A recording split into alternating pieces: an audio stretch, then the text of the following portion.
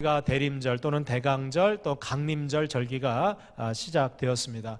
오늘은 12월 첫날이기도 하고 교회 절기로는 이제 대림절 첫째 주일이 되는데 여러분들 우리가 세상 그 원력으로는 새해까지는 아직 한 달 정도 시간이 남아 있습니다. 그러나 교회력으로는 바로 이 성탄절을 앞두고 네 번의 주일을 지나는 이 대림절 절기가 새해의 시작입니다. 그래서 이미 교회 절기로는 이제 오늘부터 새해가 시작이 되었다 우리가 이렇게 볼 수가 있는데, 이 대림절 절기는 말 그대로 예수 그리스도를 기다리는 절기가 바로 이 대림절 절기입니다. 이 대림절에는 세 가지의 아주 중요한 의미가 있습니다. 그 첫 번째 의미는 초림하셨던, 그래서 이 땅의 구원자로 어린 예수로 오신 그 예수님을 우리가 기다리는, 그리고 그 예수님이 이 땅에 오셔서 우리를 구원해 주신 그 은혜를 감사하는 절기가 바로 이 대림절 절기이고요. 또 이 대림절 절기는 이 땅에 오셔서 우리와 함께 하셨던 임마누엘의 주님을 우리가 묵상하고 날마다 예수님을 닮아가기 위해서 경건 생활에 힘쓰는 기간이 바로 이 대림절 절기입니다. 또 이 대림절의 세 번째 의미는 다시 오실 예수 그리스도, 초림하신 예수님은 어린 아기 예수로 오셨지만 재림하실 예수 그리스도는 만왕의 왕으로 심판주로 온 세상이 다 보는 그러한 주님으로 이 땅에 재림하시게 될 것인데, 우리가 이 대림절 절기를 지나면서 다시 오실 그 주님을 사모하고 기다리는 그 절기가 바로 이 대림절 절기입니다. 그래서 우리가 4주간의 이 대림절 절기를 지나면서 우리가 기억해야 될 것이 있어요. 그 중요한 내용들이 있는데, 우리가 이 대림절 기간에는 우리의 영원한 소망 되시는 그 예수님을 날마다 또 순간순간 기다리는 마음으로, 사모하는 마음으로 기다리는 그러한 자세가 우리에게 필요하고요. 또 특별히 우리 자신을 돌아보고 내가 한 해가 이제 얼마 남지 않았는데 주님 오실 때 부끄럼 없게 서려면 내가 아직 회개하지 못한 것들, 고쳐야 될 것, 회복해야 될 것들을 우리가 돌아보는 기간이 바로 이 대림절 기간입니다. 특별히 이 대림절 기간은 성탄절을 앞두고 우리 주변의 이웃들과 또 가난하고 소외된 자들에게 사랑과 나눔을 베푸는 기간이기도 합니다. 특별히 이 대림절 기간을 통해서 우리는 성탄하신 예수 그리스도를 다시 한번 인격적으로 만나고, 또 우리 가운데 깨지고 상처 입은 그런 관계와 그런 갈등들이 있다면 우리가 화해하고 화목하게 하는 그런 계절이 바로 이 대림절 절기라는 것이죠. 그래서 저는 주님 오심을 기다리는 이 대림절 절기 동안에 우리가 과연 어떠한 마음과 어떠한 태도로 주님을 기다려야 될까? 오늘 이 마태복음 25장에 보면 마지막 때 주님이 재림하실 때 우리가 기다려야 될 그런 모습들을 세 가지 비유를 통해서 우리에게 보여주고 있는데, 오늘은 그 첫 번째, 바로 이 신랑을 기다렸던 10처녀의 이 내용을 통해서 우리가 어떠한 마음으로 예수님 기다려야 될까? 그것은 바로 신랑 되신 예수님을, 우리의 신랑을 기다리는 마음으로 우리가 기다려야 될 줄로 믿습니다. 자, 그래서 오늘은 이 10처녀의 비유를 통해서 신랑 되신 예수님을 우리가 어떠한 마음으로 기다리는 것이 복된 기다림일까? 그리고 오늘 본문에 보면 이 10처녀가 다 신랑을 기다렸지만 결국은 미련한 5처녀는 이 신랑을 맞이하지 못해서 혼인잔치에 들어가지 못하고 오직 슬기로운 5처녀만이 이 신랑을 맞이하고 결국은 천국 혼인잔치에 들어가는 내용이 소개되고 있습니다. 이왕이면 저와 여러분들이 정말 주님을 기다릴 때 신랑 되신 예수님을 맞이하고 천국 혼인잔치에 우리 모두가 다 들어갈 수 있는 그런 슬기로운 처녀, 그런 성도들이 될 수 있기를 주님의 이름으로 축원합니다. 오늘 우리가 이 비유의 말씀을 이해하려면 여러분들 이 유대인들의 이 혼인 예식을 우리가 조금은 이해해야 하지만 이 본문 말씀을 우리가 정확하게 이해하고 파악할 수가 있습니다. 왜냐하면 여러분들 유대인들의 이 혼인 절차는요, 지금 우리나라에서 우리가 행하는 결혼 예식하고는 좀 차이가 있어요. 올해도 우리 교회는 많은 분들이 결혼 예식을 이렇게 거행하고 또 부부가 되고 이제 신혼부부들이 많이 탄생을 하게 되었는데, 어제도 이제 결혼 예식이 있었죠. 주로 우리 그 한국에서는 서로 사랑하는 사람이 생기게 되면 어떻게 합니까? 양가 부모님들이 함께 상견례를 하게 되고 이제 결혼 날짜를 잡고 그리고 결혼 준비를 해서 결혼식을 이제 치르게 되면 부부가 되고, 그리고 이제 부부 생활을 시작을 하게 되죠. 그래서 어떻게 보면 굉장히 간소하게 이 결혼 예식이 진행이 됩니다. 그러나 전통적으로 여러분들 이 유대인들은요, 결혼 예식이 굉장히 깁니다. 보통 결혼 예식이 짧아야 1년 이상, 2년, 3년 정도에 걸쳐서 결혼 예식이 진행이 돼요. 어떻게 하느냐? 정말 사랑하는 사람, 결혼하고 싶은 사람이 생기면 이 신랑이 자기 그 신랑 그 부모 그 아버지를 대동해서 아주 필요한 지참금을 가지고 또 아주 중요한 결혼 예물, 선물을 가지고 이 신부의 집을 찾아가게 됩니다. 그래서 신부의 집에 찾아가서 신부의 부모님과 또 신부 당사자에게 결혼 의사를 물어요. 그래서 이 신부와 그 신부의 부모가 이 사람을 신랑으로 맞이할 수 있도록 허락을 해주게 되면 거기서 정혼을 하게 됩니다. 정혼. 그래서 결혼을 하기 전에 정혼을 하게 되는데, 이 정혼은 법적으로는 부부가 되는 거예요. 그러나 아직 합방은 하지 않는 상태. 그래서 여러분들 예수님이 탄생하실 때 그 마리아하고 요셉이 어떤 상태였어요?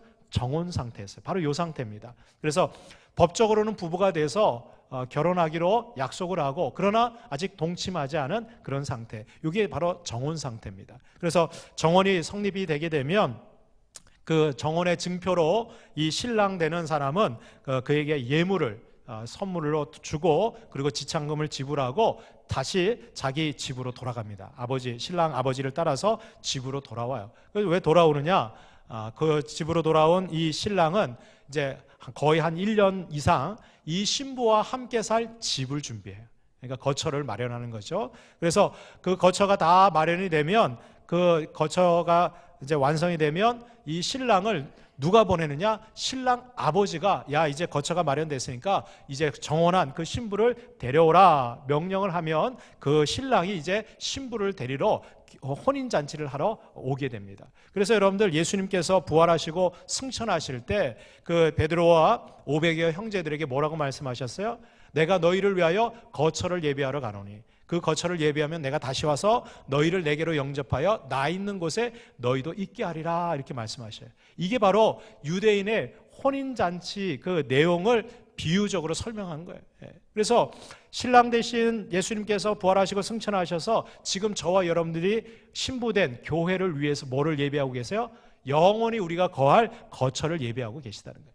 그 거처가 다 예비되면 누가 보내세요? 여러분들 그 보내는 것은 신랑의 아버지, 즉 예수 그리스도의 성자의 아버지 되시는 성부 하나님만이 그날과 그때를 결정하시는 거예요. 그래서 여러분들 예수님께서 재림의 날, 종말의 날은 나도 모른다 그랬어요. 그건 누구만 아세요? 그건 아버지의 뜻에 담겨져 있는 거예요. 그래서 신랑 아버지가 거처가 다 마련됐으니까 이제 신부를 데려오라 그러면 이 신랑이 신부와 혼인잔치를 벌이기 위해서 신부를 향해서 출발을 하게 됩니다. 그래서 여러분들 예수님이 다시 재림하시는 것, 그것은 우리를 위해서 처소가 다 마련이 되면 성부 하나님께서 우리 신부되는 교회를 맞이하기 위해서 주님을 다시 보내실 거예요. 그게 바로 마지막 종말의 때고, 그날이 바로 주님이 재림하시는 날이에요. 그래서 이 신랑은 이제 아버지가 거처가 다 마련이 됐으니까 정혼한 신부를 데려오라 이렇게 얘기하면 미리 전령을 신부 측에 보냅니다. 그러면 이 전령은 먼저 앞서가서 신부 측에 오늘 이 신랑이 신부를 맞이하러 올 것입니다 이렇게 얘기해 주면 그 신부와 신부 측 부모님은 그 신부 측 집에서 혼인잔치를 준비하기 시작해요. 그리고 신부는 신방에서 신부 화장과 단장을 하면서 다른 사람들하고 격리되어서 기다리게 돼요. 왜 정혼하고 이 결혼식까지 이 1년 이상의 그런 시간을 갖느냐? 물론 거처를 예비하는 시간도 있지만 이 기간 동안에 신부는 자신이 신랑에게 아주 순결한 신부라는 것을 증명하는 기간이 돼요. 만약 신부가 순결하지 않고 정혼할 때 순결하지 않으면 어떻게 해요? 그 사이에 여러분들 임신한 모습이 드러난다든가 아기가 태어나는 거예요. 그러면 부정한 그러한 신부기 때문에 여러분들 이 정혼이 파혼이 되고 그 신부는 돌에 맞아서 죽게 되어 있어요. 그래서 여러분들 예수님께서 잉태되었을 때 마리아가 잉태됐다는 소식을 이 요셉이 듣고 어떻게 해요? 알고 나서 그는 의로운 사람이고 착한 사람이기 때문에 이 마리아가 이게 드러나게 되면 정혼한 처녀가 임신을 하게 되었다? 그럼 돌에 맞아서 죽게 되니까 이 요셉이 어떻게 해요? 조용히 그냥 끊어버리고 파혼하려고 했어요. 그때 하나님께서 천사를 통해서 그렇지 않다. 마리아가 잉태한 것은 하나님의 아들이 성령으로 잉태된 것이니 내가 맞아들이라 이렇게 얘기하세요. 근데 여러분들 놀라운 사실은 이 요셉이 예수 그리스도께서 탄생하실 때까지 동침하지 않아요. 그리고 그 아내로 맞이하게 됩니다. 그래서 여러분들 이 신랑이 이 혼인잔치에 들어갈 때 이 신부는 그 혼인잔치를 준비하고 신방에서 따로 단장하면서 준비하고 있고, 이 신랑을 맞이할 아주 중요한 책임을 누가 하느냐? 바로 이 신부의 들러리들이 하는 거예요. 그래서 이 신부의 들러리는 신부를 대신해서 신랑으로 오는 이 신랑을 영접하고, 그리고 그 신랑을 영접할 때 반드시 등에 불을 켜고, 왜냐하면 여러분들 이 유대인들 결혼 예식은요 밤에 이루어졌어요. 그래서 저녁 6시부터 시작이 돼서 주로 한 12시 전에 신랑이 이 신부를 맞이하러 오게 되면, 그때는 이제 캄캄한 밤이니까 이 신부의 들러리들이 그 신부의 그 혼인잔치 문 앞에서 등불을 켜고 기다리고 있다가 오는 그 신랑을 맞이해서 이 혼인잔치 안으로 들어가게 되어 있어요. 그러니까 어떤 의미에서 보면 이 신부의 들러리들은요 신랑을 맞이하는 아주 중요한 사명과 책임을 가진 자들이에요. 그래서 유대인들 전통 가운데 이 등불이 꺼져 있거나 그러면 신랑이요 이 신혼집을 찾을 수가 없는 거예요. 뭐 지금처럼 뭐 이렇게 등불이 있는 때가 아니기 때문에 전기도 없고, 그러니까 반드시 이 신부의 들러리들이 등불을 켜서 여기가 혼인잔치가 있는 그런 집이라는 것을 많은 사람들에게 알리기도 하고 또 신랑을 맞이해서 영접해서 들어가게 되는 거예요.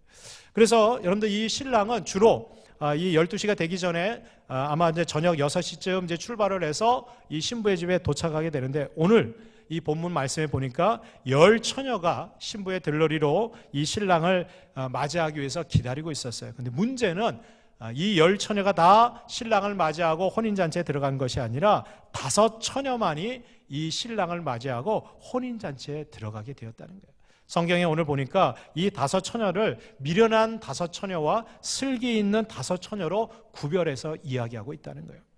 저는 오늘 우리가 이 대림절을 기다리고 다시 오실 예수 그리스도를 기다리는 저와 여러분들이 미련한 5처녀가 아니라 정말 슬기로운 5처녀와 같이 신랑 되신 우리 예수님을 맞이하고 천국 혼인잔치에 다 들어갈 수 있기를 주님의 이름으로 축원합니다. 자, 그렇다면 우리가 주님을 기다릴 때 신랑을 맞이할 수 있는, 그래서 천국 혼인잔치에 들어가는 슬기 있는 성도가 되기 위해서는 어떻게 될까요? 그 첫 번째가 바로 충분한 기름을 준비해야 된다는 거예요. 여러분들 기름을 준비하되 어떻게 준비해야 된다? 충분히 준비해야 되는 거예요. 목사님, 충분히 준비하는 게 얼마예요? 이렇게 물어보신다면, 여러분들 최소한 한 밤을 지샐 만한 그 한밤을 밝힐 수 있는, 등을 밝힐 만한 그러한 기름을 준비해야 된다는 거예요. 제가 아까 말씀드린 대로 여러분들 이 신랑이 주로 저녁 6시에 이 혼인잔치가 준비되고 시작이 되는데, 그때 출발한 이 신랑은 대부분 보통은 12시 전에 도착을 하게 됩니다. 그리고 밤새도록 여러분들 이 신부 측에서 마련한 혼인잔치가 밤새도록 이루어져요. 그리고 아침이 되면 이제 그 혼인잔치가 끝나게 되면 어떻게 해요? 이 신랑은 신부를 자기의 집으로 데려가서 이제 신혼생활을 시작하게 되는 거예요. 그래서 주로 이 유대인들의 이 혼인잔치는 밤에 진행이 되는데, 여러분들 오늘 본문에 보니까 3절 4절에 보니까 이 미련한 자들은 바로 이 등을 가지고 기름을 가지지 아니하였다 그랬어요. 또 슬기 있는 자들은 그릇에 기름을 담아가지고 등과 함께 가져갔다 그랬어요. 그러니까 여러분들 이 미련한 자들도 등을 가졌을 때 최소한 그 등 안에도 어느 정도의 기름이 있었던 것을 우리가 알 수 있어요. 왜? 여러분들 이 신랑이 왔을 때 이 10명의 처녀들이 다 어떻게 해요? 등에 불을 켜고 있었던 것을 우리가 볼 때 이 미련한 자들 5명도 여전히 그 등 안에 기름이 있었어요. 그런데 여분의 기름을 가져가지 않았다는 거예요. 그냥 그 등 안에 있는 기름, 그리고 등불을 켜놓은 거 그것만 가지고 왔다는 거예요. 그런데 여러분들 슬기 있는 자들은요 따로 그릇에다가 기름을 다 가지고 등과 함께 가져갔다는 거예요.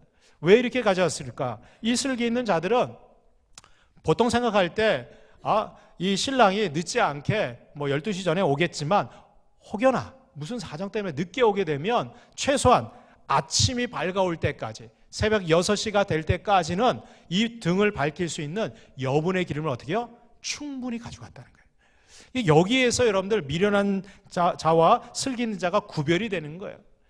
정말 등은 같이 준비하고 그리고 거기 등 안에 기름이 있기는 하지만 여러분들 그 밤을 지샐 수 있는 그런 충분한 기름을 준비한 이 슬기 있는 자들만이 여러분들 그 신랑을 맞이하고 천국 잔치에 들어가게 됐다는 거예요. 저는 이 비유를 생각할 때마다 제가 잊지 못하는 에피소드가 하나 있어요.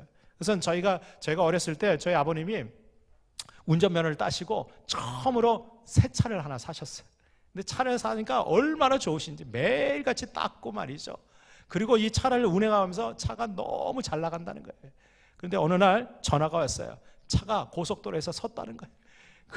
아니 새 차가 왜 서냐 말이에요. 그래서 견인차를 불러가지고 막 가서 보니까요, 아무리 조사해봐도 새 차가 고장 난 데가 없어요. 멀쩡한 거예요.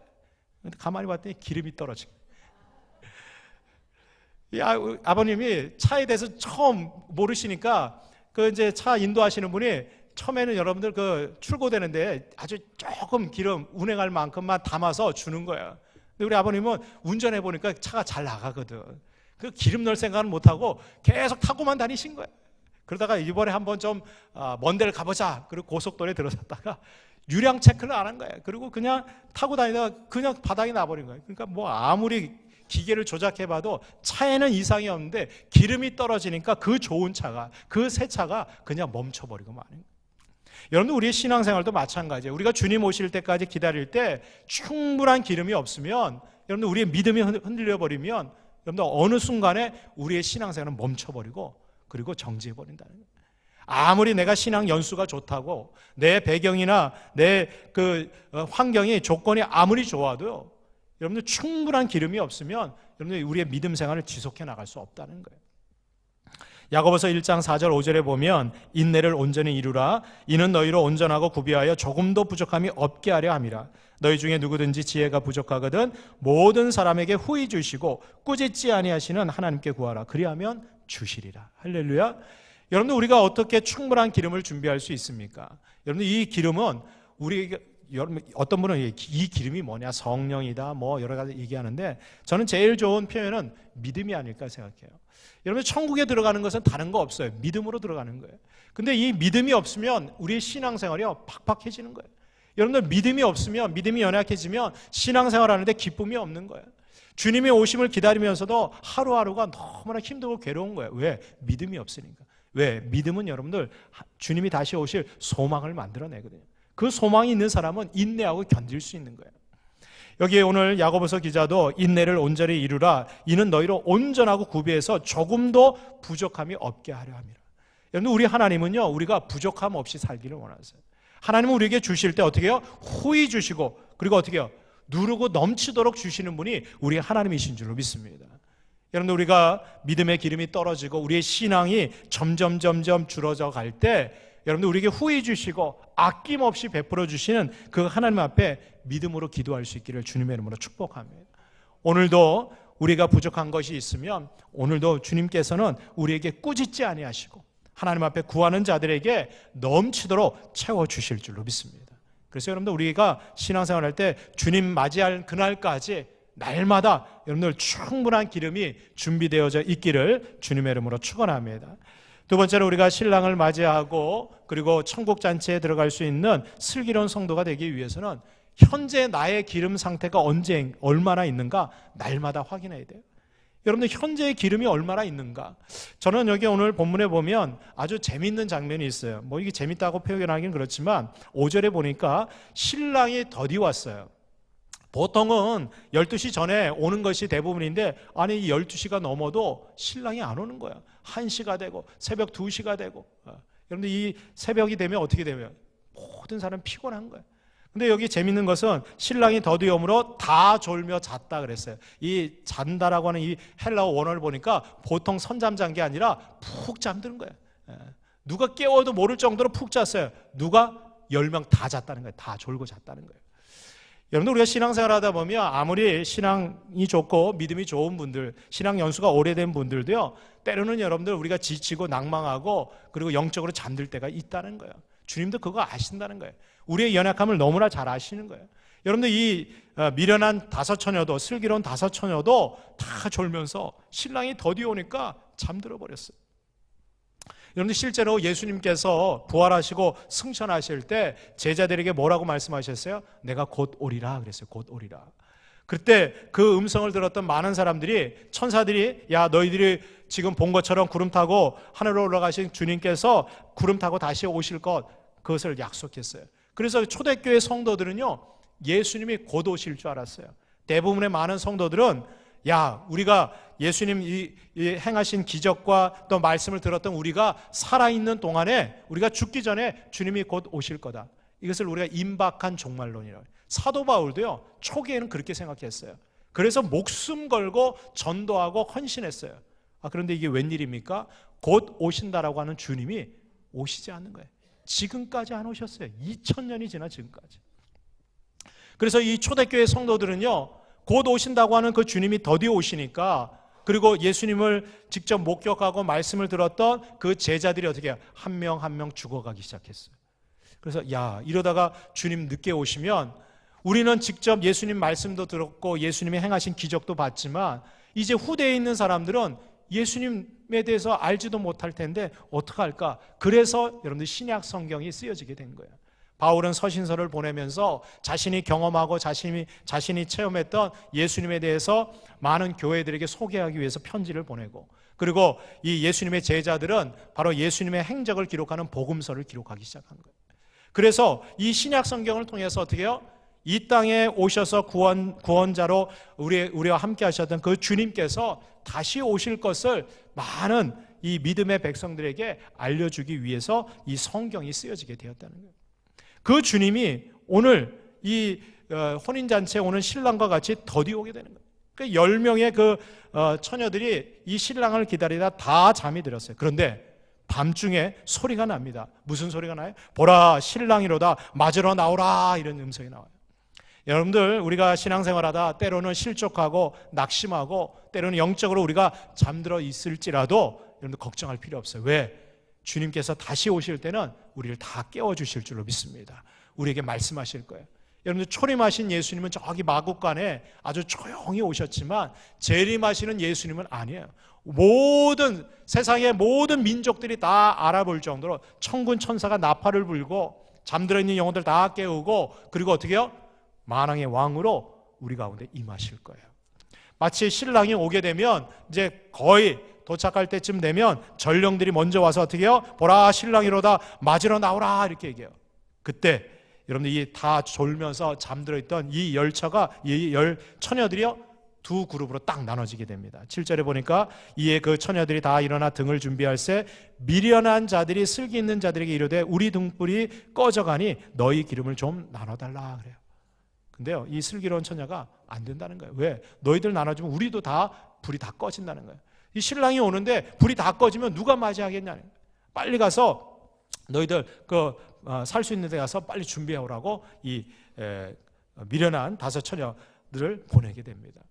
그런데 저는 이 장면을 보면서 그런 생각을 했어요. 물론 처음부터 이 미련한 다섯 처녀는 등만 준비하고 여분의 기름을 준비하지 않았지만, 그래서 이 10명의 다 처녀들이 어떻게 해요? 피곤해서 졸고 잠이 들 때 한 번만이라도 지금 이 신랑이 더디 오니까 언제 올지도 모르고 우리가 피곤해서 막 지금 졸음이 오고 막 잠이 들려고 하는데, 그때 만약에 여러분들 성경에 만약은 없지만 그때 만약에 이 미련한 처녀들이 자기 등에 얼마나 기름이 남아있는지 확인했다면 기름이 점점 떨어져 가네? 이거 이러다가 신랑 오기 전에 이 기름이 떨어지면 어떡하지? 불이 꺼지면 어떡하지? 만약 그때 발견했다면, 근데 그 즉시로 기름 파는 데 가서 구입해서 준비할 수 있지 않았을까요? 그러면 신랑을 맞이할 수 있지 않았을까? 여러분 이 슬기로운 처녀들은 여분의 그 기름을 충분히 준비했으니까 졸고 잘 때도 걱정이 없는 거예요. 왜? 밤새도록 최소한 새벽이 되기 전까지 우리는 충분히 등을 지필 수 있는 기름을 준비했으니까 걱정이 없는 거예요. 근데 여러분들 준비가 안 돼 있다면 지금이라도 내 상태가 얼마나 기름이 있는지 확인만 했어도, 미리 준비할 수 있었어도 저는 이 미련한 처녀들도 신랑을 맞이할 때 등불을 켤 수 있지 않았을까. 여러분들, 주님이 아직 오시지 않은 지금은요, 우리의 믿음 상태를 점검해 봐야 될 때, 우리가 주님 기다릴 때 정말 내가 기쁨으로 주님을 맞이할 수 있는 그런 믿음과 신앙이 되어 있는가, 아니면 정말 하나님이 주신 풍성한 은혜가 있는데 그 은혜들이 다 잊어버리고 이제는 우리의 믿음이 다 고갈되어서 바닥을 드러내고 있는데 그것을 채우려고 하는 그런 마음조차 없다면, 여러분, 주님 오실 때 막상 그때 가서 허겁지겁 준비하려고 해봤자 이미 때는 늦는다는 거예요. 여러분들, 준비할 수 있을 때 현재 우리의 기름의 상태를 확인할 수 있기를 주님의 이름으로 축복합니다. 제가 지난 가을에 우리 성경 공부하는 우리 성도님들과 저기 가평에 있는 필그림 하우스 그 철로역정 순례길을 다녀왔어요. 실은 제가 이 존 버년의 이 철로역정을 너무 좋아해요. 왜냐하면 제가 신학대학원 졸업할 때 논문에 이 철로역정을 갖고 썼거든요. 그래서 이 철로역정은요, 성경 다음으로 우리 모든 신앙인들에게 굉장히 도전을 주는 굉장히 좋은 책이고 그 내용이에요. 그래서 가평의 그 필그림 하우스에 가보면 그 지구촌교회 이동원 목사님이 이 철로역정 순례길을 여러 가지 조형물과 그 과정들을 잘 만들어 놨는데 우리 그리스도인 크리스찬들의 신앙 여정을 우리가 배우고 묵상할 수 있는 아주 좋은 길이에요. 근데 그 여정 순례길을 쭉 따라가면서 제 마음에 이렇게 계속해서 남아있는 그 장면이 있어요. 그 어떤 장면이냐, 바로 해석자의 집에 가보면 꺼지지 않는 불이라고 하는 그 장면이 있어요. 이 벽이 있고 그 벽에 벽난로가 있는데 그 벽난로에서 불이 활활 타오르고 있습니다. 근데 그 벽난로, 그 불 타오르고 있는 앞에 마귀가 말이죠, 그 불을 꺼트리려고요, 물동이를 갖다가 계속해서 물을 붓는 거예요. 여러분들, 활활 타오르는 그 불에다가, 벽난로에다가 물을 쏟아부으면 그 불이 어떻게 될까요? 안 해보셨어요? 집에 가서 한번 해보세요. 여러분들, 불을 막 피워놓고 모닥불에다가 물을 갖다 물동이를 확 부으면요, 불이 금방 꺼져버립니다. 그런데 신기한 것은요, 이 불이요, 꺼지지 않고 어떻게 해요? 점점 더 활활 타오르는 거예요. 그 앞에 보니까 이 마귀는요, 이 불이 뭐냐? 우리 성도들의 믿음의 불이에요. 그래서 우리가 정말 하나님 앞에 믿음으로, 신앙으로 이렇게 활활 불이 타올라야 되는데, 마귀는요, 우리에게 시련과 고난과 또 수많은 유혹을 통해서 어떻게 해요? 우리의 믿음을 흔드는 거예요. 믿음의 불이 꺼지도록 계속해서 물을 붓는 거예요. 그런데 여러분들, 이 벽난로 뒤쪽에 가보면요, 그 벽난로 뒤에 그 큰 기름, 그 항아리가 계속해서 보이지 않는 손에 의해서 부어지고 있어요. 이 불에다가 이 기름을 붓는 분이 누구예요? 우리 주 성령 하나님이에요. 성령께서 우리의 믿음에다가 계속, 여러분들, 이 믿음의 불을 키울 수 있도록 성령의 기름을 계속 부어주시는 거예요. 그러니까 아무리 사단 마귀가 물동이로 물을 막 부어도 여러분들, 이 믿음의 불길이 어떻게 해요? 꺼지지 않고 더 활활 타오르는 거예요. 여러분, 그렇습니다. 지금 내 믿음의 상태가 점점 믿음의 불이 꺼져가고 있다면 여러분들, 기름을 더 채울 수 있기를 주님의 이름으로 축복합니다. 우리 주님께서요, 우리에게 값없이 막 부어주시는 거예요. 중요한 것은 우리가 확인했으면 여러분, 돌이켜야 돼요. 깨달아야 되는 거예요. 요한계시록 2장 5절에 보니까 예수님께서 그 초대교회 그 성도들에게 편지를 보내면서 이렇게 권면합니다. 그러므로 너 어디서 떨어졌는지를 생각하고 회개하여 처음 행위를 가지라. 만일 그리하지 아니하고 회개하지 아니하면 내가 내게 가서 내 촛대를 그 자리에서 옮기리라. 여러분, 얼마나 무서운 말씀인지 몰라요. 너희들이 처음에는 나의 사랑과 그 은혜로 감사하고 감격하고 믿음으로 충만하게 신앙생활을 했는데 언제부턴가 믿음이 떨어지고 말이죠, 첫사랑이, 처음 행위가 다 사라졌다는 거예요. 그거 깨달았다면 어디서 떨어졌는지 생각하고 어떻게 해요? 회개하는 거예요. 회개하는 건 돌아가라는 거예요. 그 처음 행위를 다시금 가지라는 거예요. 그리하지 않으면, 여러분, 회개하지 않으면 그 촛대를 자리에서 옮기라는 거예요. 여러분, 생각해 보세요. 불이 꺼지기 전에 기름을 부어야지 그 불이 다시 일어나는 거지. 여러분들, 불이 꺼지고 난 다음에 아무리 그 꺼진 불에다 기름을 부어보세요, 불이 살아나지 않아요. 그래도 여러분들, 불꽃이라도 남아있을 때, 아직 조금이라도 남아있을 때 회개하고 돌이켜서 다시 하나님의 은혜의 자리로 나가야지 여러분, 그 불꽃이 다시 살아나는 것이지, 완전히 꺼져버린 다음에, 여러분들, 주님이 오신, 신랑이 온 다음에 그때 가서 부족하니까 여기 가서 구하고 저기 가서 구하고, 이미 때는 늦는다는 거예요. 여러분들, 주님 오시기 전에 기회 있을 때 우리의 믿음의 상태를 우리가 점검하고 현재 나에게 얼마나 기름이 있는지 여러분들 부족하다면 다시 회개하고 채울 수 있는 저와 여러분들 되기를 주님의 이름으로 축원합니다. 마지막 세 번째로 신랑을 맞이할 그리고 천국 잔치에 들어갈 슬기 있는 성도들은요, 기름보다 신랑에게 우리가 관심 갖고 맞이해야 되네요. 그러니까 여러분들 기름보다 더 중요한 게 신랑이에요. 여기 오늘 10절에 보면 이 미련한 5 처녀가 기름을 사러 그들이 간 사이에 신랑이 와요. 하필이면 이때 올. 근데 여러분들 우리 주님은요, 도적같이 오신다 그랬어요. 이때 오시겠지, 이때 오시겠지. 그때는 안 오시고 더디 오시다가 마음 퍼놓고 지금까지 2000년 동안 안 오셨는데 뭐 다음 해에 오시겠지. 그때 오신다. 그때. 이 미련한 처녀들이 기름을 사러 간 사이에 신랑이 오므로 준비하였던 자들은 함께 혼인잔치에 들어가고 문은 닫힌지라. 늦게 드디어 기름을 준비하고 등불을 켜서 이 혼인잔치 신랑을 맞이하러 왔던 이 5 미련한 처녀는 어떻게 해요? 문이 닫혀버린 거예요. 문을 두드리면서 주여 주여 우리를 들여보내주소서. 그런데 여러분들 그 안에서 그 주인과 신랑은요, 너희를 도대체 모른다. 여러분, 문이 닫혀버리면 끝나고 마는 거예요. 여러분들 이 신랑을 맞이하고 혼인잔치에 들어간 이 5 처녀는요, 엄밀하게 보면 여러분들 그들에게 주어진 미션과 사명이 뭐였을까요? 그냥 기름을 충분히 준비해서 불을 밝히라, 이게 미션이 아니에요. 여러분들 신부의 들러리들에게 주신 미션은 뭐예요? 신랑을 맞이해서 혼인잔치로 같이 들어오라는 거예요. 이게 미션이에요. 여러분, 우리가 신앙생활 할 때 교회에 주신 미션, 사명이 뭐예요? 여러분들 영혼을 구원하고 신랑 되신 예수 그리스도를 우리가 맞이하는 것이 우리의 미션인 줄 믿습니다. 여러분, 우리가 신앙생활 할 때 다양한 활동들을 하죠. 우리가 구제 활동도 하고 섬김과 나눔의 사역도 하고 또 우리 교우들끼리 교제도 하고 친교도 나누고 교회에서 다양한 활동들이 많이 있죠. 그런데 여러분들 그 활동 중에서 우리가 예수님 만나지 못한다? 여러분, 그건 다 헛된 거예요. 그러면 오늘 우리가 이 자리에서 예배 드리면서 찬양도 드리고 또 하나님 앞에 기도도 드리고 또 말씀도 듣고, 그런데 정작 예수님은 만나지 못하고 한다? 그것은 예배가 아니에요. 우리 친교 모임으로 모인 거예요.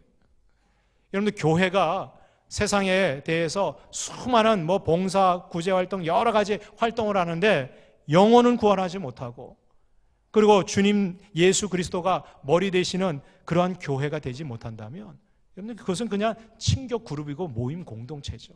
세상의 동호회랑 다를 게 아무것도 없어요. 여러분들, 우리가 신앙생활의 핵심은 오직 예수 그리스도예요. 다른 건 다 빼앗기고 잊어버려도 예수님만큼은 놓쳐서는 안 되는 거예요. 여러분, 우리가 믿음과 신앙의 대상이 누구예요? 사람 믿고 신앙생활합니까? 교회를 바라보고 신앙생활하세요? 아니면 나의 조건이나 환경 때문에 내 그 여건 때문에 여러분들 신앙생활하세요? 아니요. 믿음의 주여 온전케 하시는 예수님을 바라보시기를. 여러분들 주님 다시 오실 때 우리에게 구원을 주시고 우리에게 생명 주시는 분은 여러분들 사람이 아니에요. 어떤 공동체가 아니에요. 오직 예수님만이 저와 여러분들을 천국 혼인잔치에 들어가게 하는, 여러분들 이 들러리들이 이 신랑을 맞이하지 못하면 여러분들 이 들러리들을 아무리 거기서 기다리고 밤을 새워서 등불을 준비해도 혼인잔치에 들어갈 수 없어요. 누구랑 같이 들어가요? 신랑을 맞이한 그 들러리들만 여러분들 그 혼인잔치에 들어가게 되는 거예요.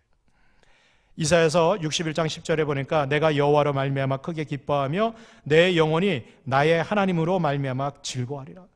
이 기자는 내가 여호와 하나님으로 내가 기뻐하고 즐거워한다는 거예요. 왜?